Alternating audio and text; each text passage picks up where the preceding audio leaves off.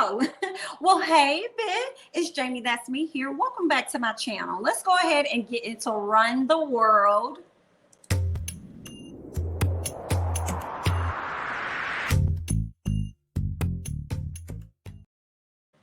Hey y'all, I'm so sorry this review is late. Y'all, I have been going and going and going and going, and I've been busy and busy and busy and busy. And I slick forgot about last week's episode because y'all know the week before it didn't come on. So the next week, I got so much other stuff that I'm doing that I kind of forgot about it. But, you know, let me just wrap that up, okay?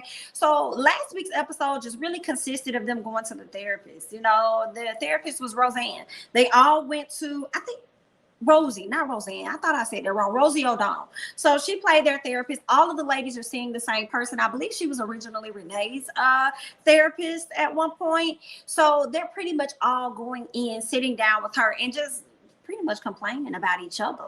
All right. So they all got their own issues that they needed to work out. So that's what that last week's episode just centered around.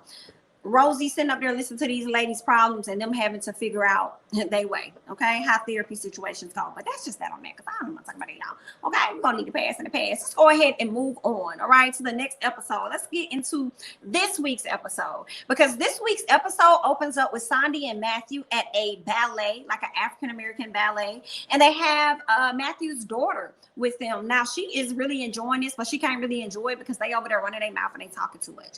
But I tell you one thing, she was inspired while being there. Now she wants the brown shoes, the ballet shoes that Sundy tried to give her, right? So after seeing people that look like her actually do such a wonderful job and probably even better than the people she's seen elsewhere, she now wants to get those brown shoes. So this was a very good thing for them to do for little mama. Now, while they were there, Matthew asked her, has she, you know, found an advisor, you know, and she said that she was looking at some guy to be the advisor. And he was just saying, oh, that guy's old or whatever. I think you should talk to the Baptiste.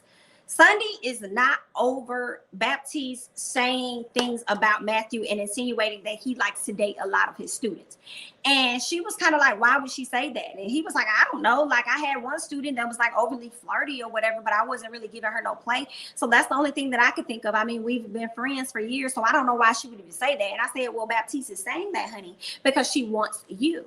That's what I'm getting. She's jealous. She's hating. Okay. That's what that is. That's the energy I was getting from Baptiste. Y'all let me know. All right. But he still thinks that they should meet and they should have a conversation. So she follows his lead and she goes and she meets up with Baptiste. She tells her that, listen, I came here to study under Matthew, you know. That's why he was my advisor. You know, he focuses on mass incarceration. And basically that's what her dissertation was going to be about. But it was pretty much everything that he is about. And it seems like Baptiste wants her to really find her own voice. You know what I'm saying? She pretty much is like an advocate for women and stuff, Black women. So it's like kind of do something in that arena. And she was like, okay, well, I can do that. But if I do that, would you agree to pretty much, you know, be my mentor when it comes down to it? And Baptiste said, well, you know, I'll think about it. Okay, I'll think about that. But I'm going to need you to write me a 15-page letter. All right. That's what I need you to write. That's what I'll need you to do in order for me to pretty much be your advisor or whatever. Now, one thing she did say to Baptiste when she first sat down, she said, you know, I think Baptiste could have said she hated that they got off on the wrong foot or whatever. And Sundy was like, well, yeah, because I really think it wasn't really cool for you to sit up there and say that, you know, he was out here dating a lot of students, you know, and that wasn't really the case. Do you think Baptiste answered that? She did it. She just kind of looked away and just went ahead and said, girl, so why are you here? You here because you need an advisor. You here because you want me to look at your dissertation and all this stuff.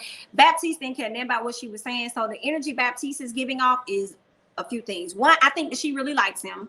Deep down inside, she would rather be with him. And number two, it does make me wonder, could there be some truth to it? Because now her actions are starting to create some type of insecurity of the relationship within Sundy. I feel like Sundy may now start be developing trust issues based on what Miss Thang says, and Matthew is not making that any easier.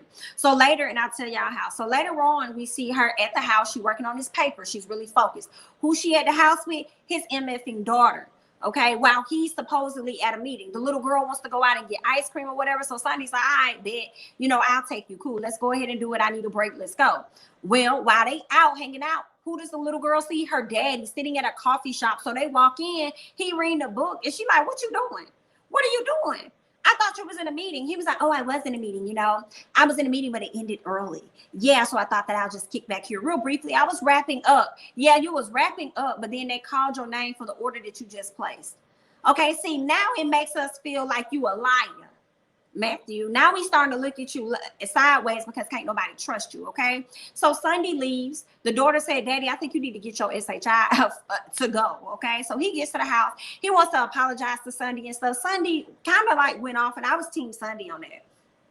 Sunday was like, do I have it up here? Okay. So Sunday was basically telling him, like, listen, I don't really appreciate that. You know that I'm working on a 15-page paper, and this is somebody you recommended that I work with. You know what I'm saying? As an advisor. And then you turn around and got me watching your daughter. So you're being inconsiderate. This ain't, first of all, I'm not a wife. Okay. You got me doing wife duties because around this house, I'm cleaning up. I'm doing all this extra that your ain't doing. Number one. So I'm around here doing that. Then I'm watching a child that ain't even mine. I ain't got no kids and I'm not no mother wife. So why have I taken on all of these responsibilities? That makes no sense. So of course he tries to apologize and stuff. And she was just like, maybe I'm finna go. Okay, I'm good. You can say that shit. Like, that don't make me feel no better. Okay, I still feel unappreciated since you over here want to apologize for me not feeling appreciated. I still feel that way. So I'm about to go to the library. Okay, so get out my motherfucking face. I couldn't even be mad at her. I wish she would have said more to him because he was wrong. He was out of line for that. I don't understand it. Out of line for that. So let's go. And then, like, want her to do so much in the daughter's life, but as soon as she tries to step up and be like a real mom or something like that, then he wants to quickly put her in her place to let her know what she is and what she's not. That is the problem that I have with Matthew. Okay, let's go ahead and move on to Ella. So Ella's walking down the street. She on the phone with Renee. Renee lonely. Renee ain't got that husband at home because Renee, she didn't file for it. She filed for a divorce. She trying to go ahead and leave her husband. But she over here trying to intrude on what Ella got going on because Ella is headed to a listening party, so she wants to go. I was like, girl, this is still business. Even though it's a listening party, girl, this is business. And you are not coming with me. So stay where you at. So she gets there and she sees her good home girl. I believe, what was her name? Let me see if I got it in my notes. What was her friend's name? Because I keep wanting to say her name was Emma or something like that. Do I have it in here? How did I write my notes and did not have her name? But anyway, she links up with her good girlfriend, somebody from her past. So they're hanging out, and what she learns is that her homegirl is actually managing the band that's up there. I think she's managing the band. They're up there singing and stuff. And then next thing you know, we see where some guy named Emmett Wolf walks up, and he happens to be like a actor. And she's working with him as well. But it was very interesting because the eyes that her friend gave to Emmett was like, y'all messing around? Is that her dude or something like that? Because after the band performs, they sit around at the table and we learned that Emmett actually has a wife. Emmett has a wife. She has a baby that's due soon. So he's about to be a father. Her name was Iman. That's what it was. Her name was Iman. So they're sitting around the table, you know, chit-chatting and stuff. And she's like, that baby, oh, your wife is so beautiful or whatever. Oh my God, I just love black men. I love black love. And then Iman looking at her like, girl, bye. Messing with that SHI, girl. I haven't dated men since Obama was in office. So I'm like, are you implying that you're gay, or are you implying that you just ain't been dating? You just been effing. And if you've been effing, I still want to know if Emmett was one of them. Okay, let the girl know. All right. So later on, we can see where Emmett goes off to the restroom, right? And when Ella got up to go to the restroom, I already knew Emmett was in there because we were hearing moaning and all this other stuff. So we knew somebody was getting it in the bathroom. Open up the door, some little Caucasian lady walk out. Who was next? It was him. And he looked at her up and down and, you know, trying to straighten himself up, and he keeps going. Then we see Ella at home talking to her boss, talking about, yeah, like, so this is what happened when I was there. And I really want to publish this story because I know it's juicy, but I don't want to hurt my homegirl Iman because she put me on when she didn't have to do that. She gave me, you know, exclusivity to hang out with them, girl. And I don't want to do that to her. And then the boss was like, girl, I can't remember her name. I do want to call her Georgia, but I don't know if that's her name. So I'm just call her by name, Erica Alexander. Erica Alexander was like, girl, I hear you, but this is a good story. We still gonna publish it. Like, you can put it under a different name. And Ella was like, well, girl, she still don't know it was me. She said, you're right, but I'm just trying to help you out, girl. It's getting published. I'm just trying to make you feel better about it getting published. Which one you want to do? So once she gets off the phone with Erica, she asked Anderson, who's laying in the bed, like, yo, which name should I use? Should I use this one or that one? He was like, why does it matter? You still get your point across. You know, and she saw how nonchalant he was about it. And I said, oh, he feeling away because she done brought her work at home. Not only was you already at work, but you come home and you doing more work. Yeah, he feeling away about that, right? So they laying down. they getting it in and all that other good stuff. And then she starts saying, what did you mean earlier when you said that it doesn't matter? What was that about? You know? And so they ended up getting into, you know, he told her how he was feeling. They ended up getting into like a little argument or whatever, right? I had that Anderson is feeling a way about Ella allowing her work to get in between the both of them. Okay, now while they was having sex, all right, she brings up work, which makes it worse, right? So he don't want to hear that when he about in the middle of trying to get one in. Okay, y'all literally in the middle of the act, and you want to ask him this stuff. You can't wait till y'all finished. Okay, then, right? So then, as they're bickering back and forth, he tells her, "Listen, your job is whack, and you better than that." And I said what I said. She was like, "Oh, it's like that." Well, then NIGGA, you can leave. And he was like, peace. Okay, he got his SHI and he got the hell out. And I kind of felt Anderson on that. I ain't even gonna lie. I ain't really feel Ella because, I mean, she was all, I feel like he had a point. She was trying to evolve outside of where she was, right? She left that environment to go and write a book, only to feel as though the book did not sell how she felt that it should sell. And she chose to leave and go back to that same environment when it could have just been like, girl, you could have kept trying. You could have worked a different angle. You could have listened to your readers to see what it is that they want. You could have went and done a better job, you know, on another book, but you chose to go back to this environment. So yeah, you know, so I felt Anderson on that. So that's what they at with that. I'm like, she didn't even have to kick that man out, but I guess, girl, okay, let's move on. All right. Now, oh yeah, so we see Renee sitting down with her boss. You know, they're chit-chatting about, I guess they're about to be staff cuts and stuff. She wants to make sure that she's not one of them. One of her good girlfriends pop in, I believe her name was Mia. Her good girlfriends from the past came in, they screaming and stuff, they all happy. Well, Mia happens to be a VP over at L'Oreal, and she's gunning for an SVP position. Now, you got Renee still in the small position she's in, but she's trying to get to VP status, right? So they decided to have a sit down and have some drinks. Meanwhile, Miss Abby that she was sitting with, the white lady, she ended up leaving. So Mia and Renee sat down, having a great conversation, talking about their businesses, talking about the dynamics of their environment as Black women and stuff, and I guess the passive aggressiveness that goes on in the workplace. And so they ended up switching gears about a makeup product because Renee pulled out some lipstick to apply to herself. And so they were, you know, conversing about that, talking about it. And then Renee, out of nowhere, just being a creative mind like she is, ends up saying a slogan that wasn't really meant to be a slogan. But Mia liked it. And when she thought about it, she was like, oh, you think I could pitch to your team, Mia? And Mia said, well, let me work some things out and I'll see what I could do. Now, I'll be honest, I thought Mia was going to steal her idea and move forward. But Mia did not do that, because when Renee sat down with Ella, we learned that she did get the meeting for the pitch. Okay, she got that meeting, and then we see that Ella wanted to start talking about Anderson, but Renee didn't want to hear that. She was like, nope, don't want to talk about him, let's keep the conversation on me. And I'm like, but you be wanting to talk about Jason, so why she can't talk about Anderson now that he's back? Okay, I guess they're still stuck on how Anderson treated her, you know, many years ago. So while she was there, she bumped into Iman. Iman goes off on her because Iman knows that it was her that leaked the story. She felt as though, girl, I trusted you, I invited you out like a homegirl, then you turned around and you betrayed me with this information, putting it out there to the public. And guess what? Emmett done dropped me and he's no longer my client. So please to know that I'm on your, every time I see somebody, I'll be talking to SHI about you, to all of my colleagues. So it is what it is. And there's no question. You don't have to question who said what. Just know that it was me that said all. And that's just that on that. So, hilarious. She gonna talk about some, girl, can I buy you a drink? Mia said, girl, you know you can't buy me not any kind of drink. That's gonna change the situation that you just effed up. No, ma'am. Then we see Renee later. Renee sitting down at the table. All right, she having a team meeting about this pitch. She's all excited because had it not been for Renee and her having access to the people over there, they would have never got this meeting. But instead of giving it to her so that she could pitch it, they give it to some white boy that did not give a damn about L'Oreal. Okay, somebody that's not even connected as a man to really understand the importance of a cosmetic brand to a woman. You know, so y'all get this man. First of all, he's male. Second of all, he is white at that. Okay.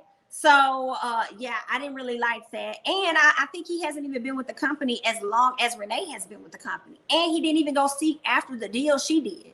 And they tell her she could be in a room just to sit in a room and observe it, and tell her it could be a learning experience for her. The fucking audacity. And that's legit how it be working out here in the real corporate world, like also real for real. Okay. So she decides to stand up, go off on them and say, listen, I've been working here for 7 years. I've been giving y'all all of my 20s. I've worked here, done that, stayed longer, came in early. I did everything y'all wanted me to do. And you mean to tell me you're going to get this opportunity that I found to this white MFer? Oh, you got me effed up, my dear. Absolutely not. So with that, she quoted Maya Angelou, and I said, quit, baby. And right after that, he was like, I don't understand what you're saying. She said, I quit, period. And Abby, the white lady, stood up next to her and said, I quit too. Y'all can have this shit. Because we the smartest people up in this room, period. And they walked out, and I said, yes, how about y'all get together and figure out y'all own way to create, to build your own company just like that?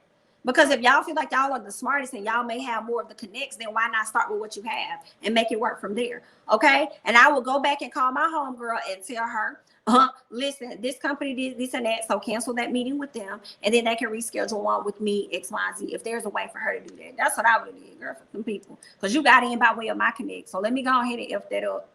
That's going to be dead on arrival. Boom.